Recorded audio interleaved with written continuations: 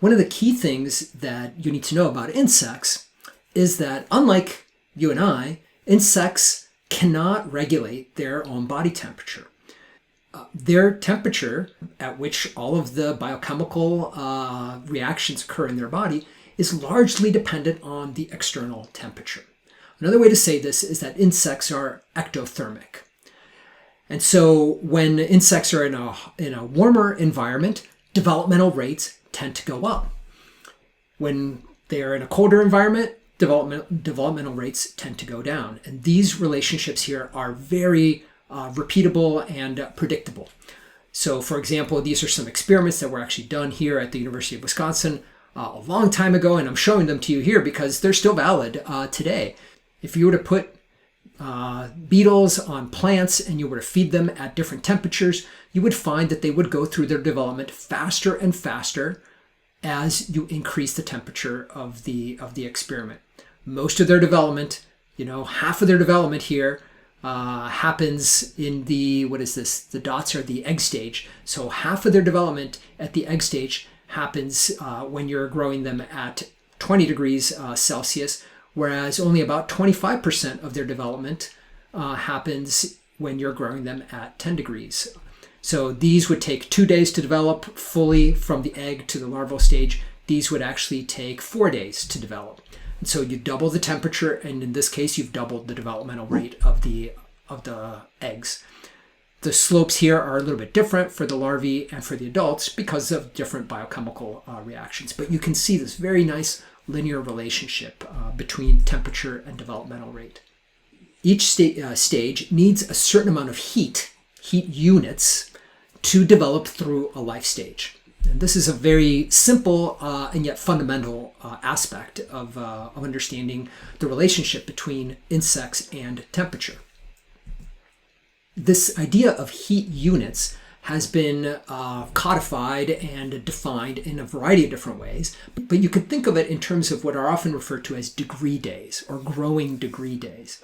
You can think of degree days as a measure of heat accumulation.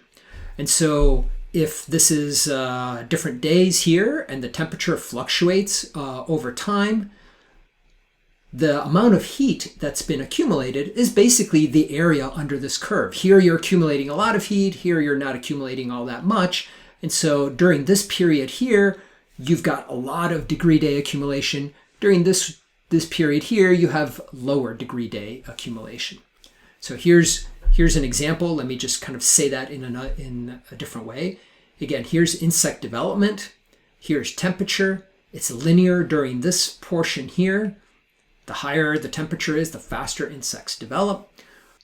When you reach this developmental threshold, one of two things can happen depending on the insect. One is that you reach a plateau. Increasing the temperature any more than that doesn't increase the rate at which insects develop. Alternatively, other insects, other species, have a cutoff. If you get above this temperature here, then actually it's detrimental and slows down development. So you can think of this as a cutoff. And different species have different ways of responding to temperature. And on the back end over here, you also have a developmental threshold below which you have no accumulation or no development. And so by knowing where these points are, here and here, by knowing what happens, whether you have a plateauing or a falling off, and knowing the shape of this, you can do a lot in terms of calculating the rate of development of insects. So here is kind of the classic way of establishing the degree day accumulation using this horizontal cutoff approach. Remember, above this, you don't gain any extra benefit of being above this in terms of developmental rate. So these degree days up here basically don't count. So you basically have to chop this off right here. And when you're below that lower threshold, being lower than that doesn't get you any lower developmental rate. You've kind of reached a lower floor. So the only thing that matters really is what's happening between this upper and this lower bound. And therefore you can calculate during this period of time, during this day here, from here to here, what is the area under this particular trapezoid right there. There's different ways in which you can calculate that. We're going to do an exercise relating to this later on. What's nice about these very predictable relationships is you can do a series of studies and actually calculate what is that cutoff, that lower cutoff, what is the upper cutoff right here. Biofix is basically when do you start counting those days accumulating. Most often you just start at the beginning of the calendar year like this. And then what sort of method do you use for actually accumulating those degree days? Can you just take an average over that period, or do you have to be really specific about whether you're calculating what the shape of that temperature accumulation is? And depending on the organisms and how precise you want to be, there's different ways of actually doing this.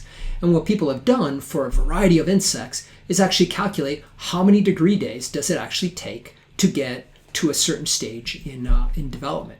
So here's a study that my colleague Eileen Cullen, when she was here at the University of Wisconsin, did for the alfalfa weevil. She found that in order to go from the egg from laying to being hatched requires approximately 300 degree days to accumulate. So how do you get 300 degree days to accumulate? Well, you can look at a map of how warm it's been and how many times or how often you've been above that lower and below that upper threshold, and you can calculate the amount of degree days that have accumulated. And so if you know what degree days, how many degree days you're at for that particular, for this particular area, this is Wisconsin right here, Madison is right around here, you will be able to say this insect should be approximately at this stage based on these degree days. It only takes 71 days to get to complete the first instar. So again, what does 71 days mean? It means that if on average you're accumulating 7 degree days, for 10 days, you've accumulated 70 degree days. And that's enough to get you through the first instar. So in 10 days, if you're above 50 degrees, if you're between 50, actually if you're at 57 degrees on average, if 50 degrees is your lower threshold, you will be accumulating 7 degree days per day. And in 10 days, if that was consistent, you'll get through your first instar. The main thing I want you to understand here is that there's this very predictable relationship between temperature and developmental rate for insects. Because insects are ectothermic, they cannot regulate their own temperature. And they're dependent on the external temperature to actually set the rate of those biochemical reactions that fuel their physiology.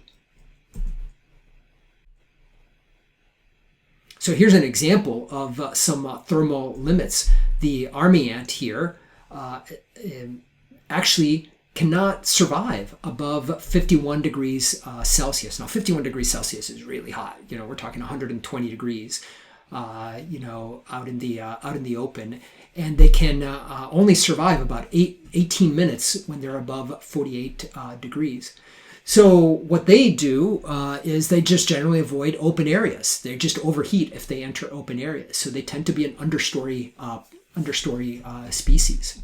So this is a species that forms these large columns of ants that actually move through the jungle and eat all kinds of things in its path.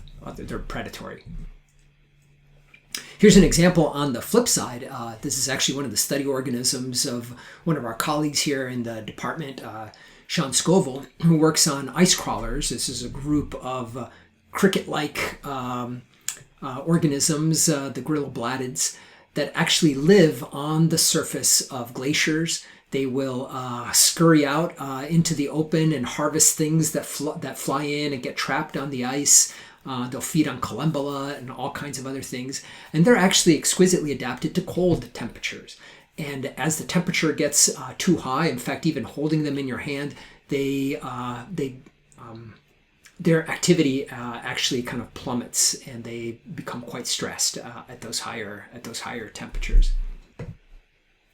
So the key take-homes from this particular video are that insects are ectothermic.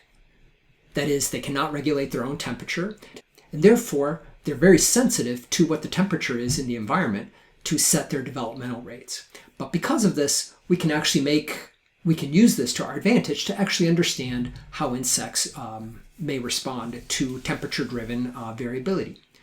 The other take-home message is that abiotic conditions in the environment are highly variable. They're variable at a very small spatial scale, whether you're under the shade or outside of the shade. They're variable at very large spatial scales, whether you're near the equator or whether you're near the poles. And this is true for both temperature and precipitation.